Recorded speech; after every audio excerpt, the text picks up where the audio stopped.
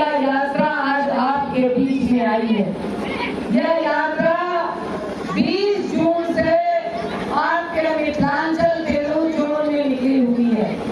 दरभंगा, मधुबनी, मुजफ्फरपुर, समस्तीपुर होते हुए आपके बीच में आई है। और इस तरह की यात्रा पूरे बिहार में 4 यात्राएं निकली हुई है, जहां हमारे तमाम विधायक, हमारे तमाम नेतागण इस यात्रा का नेतृत्व कर रहे हैं। आज आप देख रहे हैं कि पूरा बिहार आज अराजकता में चला गया है। आप देख लीजिए कि दिन दहाड़े गोली चल रही है। राजधानी में नाक के नीचे गोलियां चल रही हैं, हत्याएं हो रही हैं। गांव गिराव की तो बात आप छोड़ दीजिए। अपराधियों का मनोबल इतना आसमान तक चढ़ गया है कि कभी भी किसी भी घर में घुस करके हमारी बेटी को उठा कर ले जाता है, बलात्कार करके उसकी हत्या कर देता है। यही दरभंगा में एक मुस्लिम बेटी के साथ भेजा, उसका अपहरण करके उसकी हत्या करके उसको कह लीजिए फांसी लगा करके सिगरेट से उसके चेहरे को दाग करके और पोखरा में फेंक दिया गया। जाले का प्रशासन एफआईआर नहीं दर्ज कर रहा था। जब लोगों ने संघर्ष किया, आंदोलन किया, तब जाकर के एफआईआर दर्ज हुआ। मगर प्रशासन अब उसको आत्महत्या बनाने की कोशिश कर रहा है। अब तमाम लोगों ने सुना, मामला बहुत हाईलाइट हुआ कि मुजफ्फरपुर पुरानी की एक 9 साल की बच्ची जो और उसको ब्लेड से काट करके मौत के मुंह में मरने के लिए छोड़ दिया गया था। मगर लोगों ने वहां लग करके उसे अस्पताल पहुंचाया।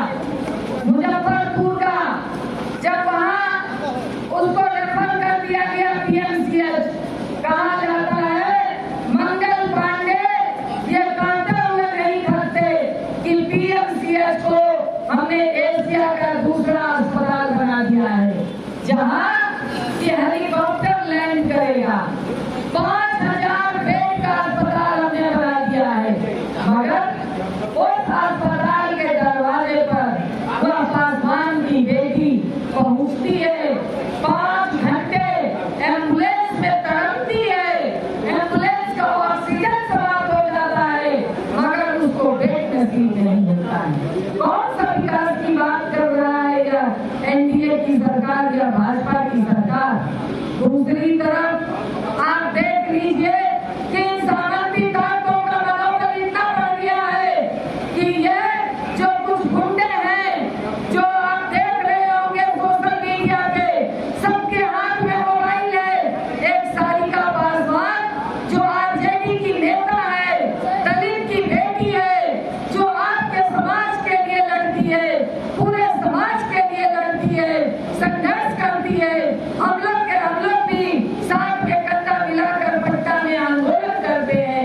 वह बेटी जब कहती है कि परमेश्वर मुखिया मुर्दाबाद, क्योंकि वही परमेश्वर मुखिया जो दलित गरीब के परिवार के बच्चों को हत्या कर देता है, गर्भवती महिलाओं का पेट चीर करके उस नवजात शिशु के से फुटबॉल खेलता है, उस परमेश्वर मुखिया का अंत होता है। और इसके खिलाफ जब वह नारा लगाती है तो कहता है जो कुछ समाज के लोग हैं, जो सामंती मानसिकता का लोग है, एक आशुतोष कुमार जो बड़ा तीर मार रहा है, कहता है कि तुमको सरेआम तुम्हारा कपड़ा उतार देंगे। शर्म आनी चाहिए। बात करते हैं लोकतंत्र की, बात करते हैं संविधान की नीतीश कुमार जी, और जो इस तरह की बात करता है उसे अभी तक कोई गिरफ्तारी नहीं करते हैं। आप उसकी खुली छूट है। लगातार सोशल मीडिया पे कह रहा है कि जब तक जेल में चला रहेगा तब तक आना जाना रहेगा।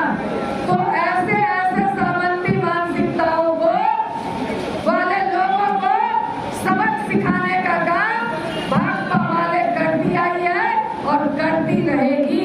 ये बात भी ऐलान कर देना चाहते हैं। इसलिए तुम इजाजत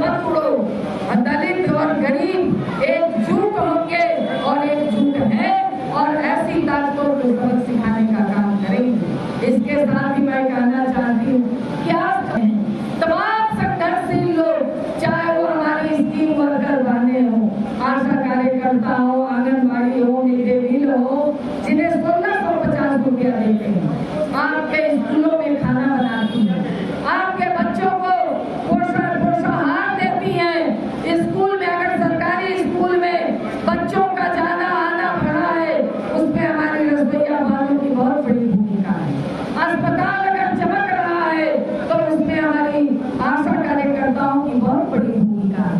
मगर इन तमाम लोगों को देने के लिए आपके पास कुछ भी नहीं है। आप पेंशन दे रहे हैं 400 रुपया से बढ़ा करके 1100 रुपया की। ये बढ़ाने में आपको 20 साल लग गए और इन 20 वर्षों में भाजपा वाले सड़क से लेकर के सदन तक आंदोलन किया है। आप लोगों ने देखा होगा पोस्टर में, हम लोगों ने ही लड़ा कि यह पेंशन 3000 किया जाए, मगर इंडिया गठबंधन की सरकार ने कहा है कि सरकार बनेगी हम 1500 रुपया से शुरू करेंगे और हर साल यह पेंशन बढ़ेगा। इस बात का वादा